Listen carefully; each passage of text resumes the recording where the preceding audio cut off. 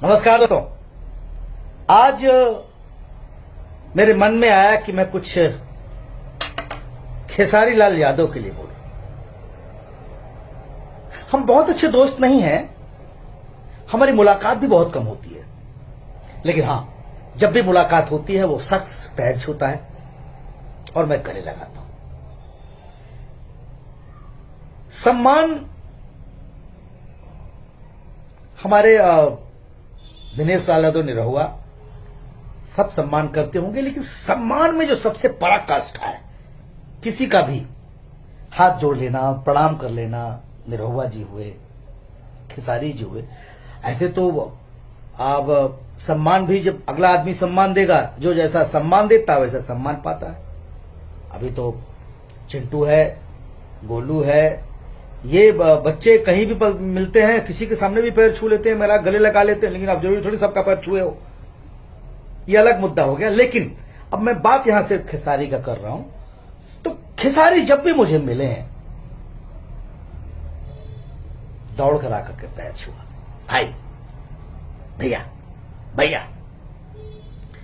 मुझे याद है उस शख्स के बारे में, मैंने एक बार एक गाना देखा टीवी पर, मैंने दिनेश जी को दिखाया, हमने कहा दिनेश भैया ये कौन सिंगर है, बड़ा गजब नाच रहा है। तो दिनेश जी ने कहा कि बिहार का कोई सिंगर है भैया, इसका नंबर निकालिए। तो अपनी किसी फिल्म में, हम लोग औलाद फिल्म या कुछ वो प्लान कर रहे थे, तो उसमें इस लड़के से ना हम लोग एक गेस्ट अपीयरेंस सॉन्ग करवाएं।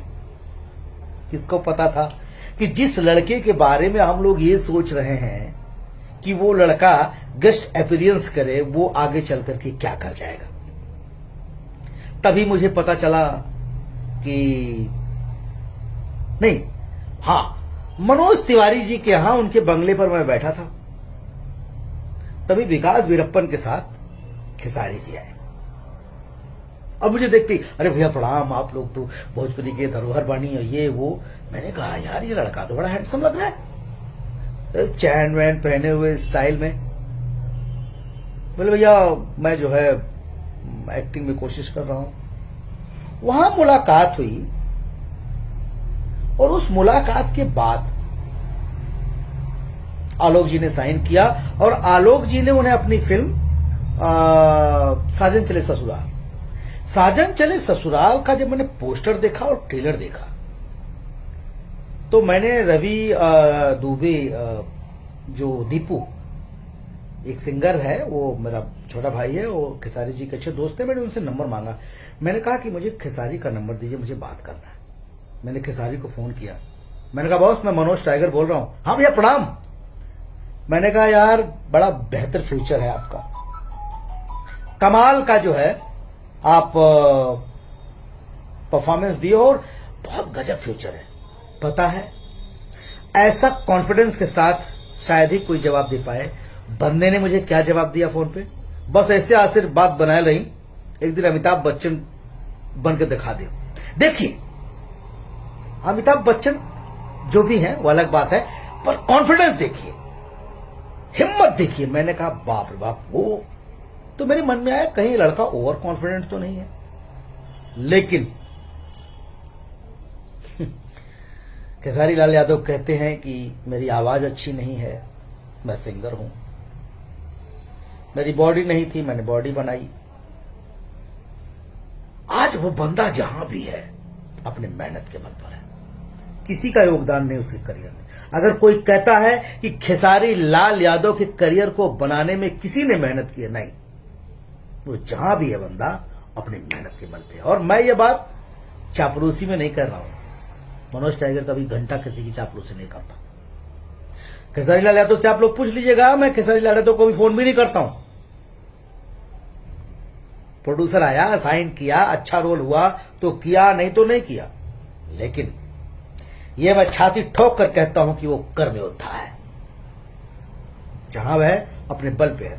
मैं एक वाकया बता रहा हूं, मैं अभी बाप जी फिल्म कर रहा था, बहुत सारी सिचुएशन ऐसी आती थी जहां लगता था कि बाप डाउन हो रहा है। वो बंदा मुझसे कहता था कि भैया बाप जी है तो बाप जी को थोड़ा स्ट्रांग होना चाहिए। अब चाहे मन से कह रहे हो चाहे नहीं कह रहे हो, लेकिन उस फिल्म को बनने में खेसारी ने बहुत सपोर्ट किया। मेरे रोल के साथ कभी उन्होंने छेड़छाड़ नहीं की। वो बंदा इतना, मैं एक सबसे खास बात है उस बंदे के अंदर कि बर्दाश्त करने की क्षमता की पराकाष्ठा है।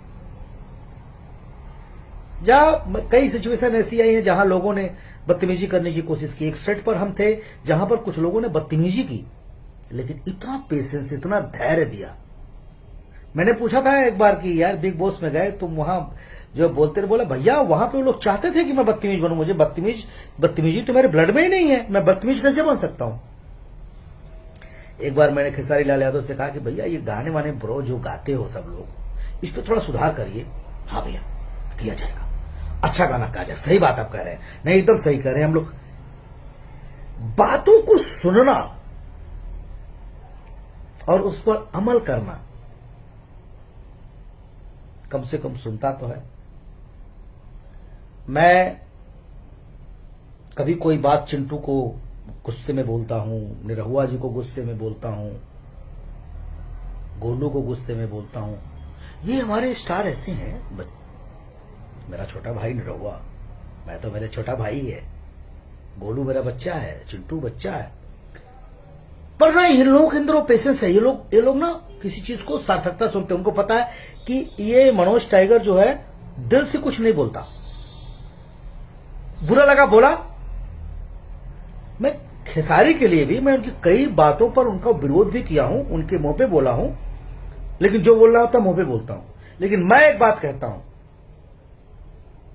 उस बंदे ने अपनी एक जगह बनाई। मैं भी उस बंदे का, जिसे उन्होंने कहा कि मेरी आवाज अच्छी नहीं। अरे यार किसने कहा आवाज अच्छी नहीं?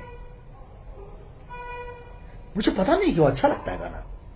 मुझे तो अच्छा लगता है, और जब मुझे अच्छा लगता है दर्शकों को अच्छा लगता होगा, इसीलिए लोग प्यार करते हैं। तो खेसारी बाबू कर्म करो, मेहनत करो, बिना वजह फालतू चीजों में पड़ने की जरूरत नहीं है। दर्शकों का प्यार, दर्शकों का मोहब्बत आपके साथ है, अच्छे से करो। और हां, आपने कहा ना भोजपुरी ने आपको बहुत कुछ दिया, और आपने कहा मदन राय, गोपाल राय, विष्णु ओझा, शारदा सिन्हा दीदी, अपने भरत शर्मा जी, भिखारी ठाकुर, महेंद्र मिश्र, कल्पना जी, मनोज तिवारी भैया। मुझे बहुत अच्छा लगा आपने मनोज तिवारी जी का नाम लिया। मैंने तो भोजपुरी का गाना, मैं तो भोजपुरिया हूं नहीं, मैंने शुरू किया मनोज तिवारी के गानों से सुनना।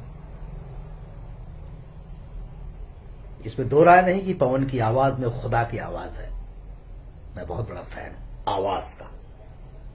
खैर उसमें नहीं जाना है।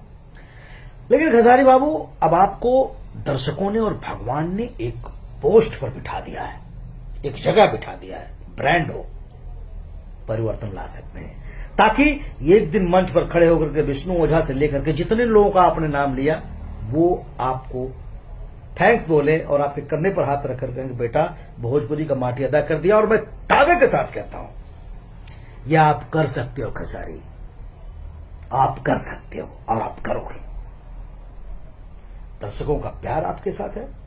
कहना तो बहुत कुछ है, दूसरे वीडियो में कहा जाएगा। आज मन बड़ा गदगद है आपके ऊपर, बड़ा खुश हूं। लव यू मेरी जान।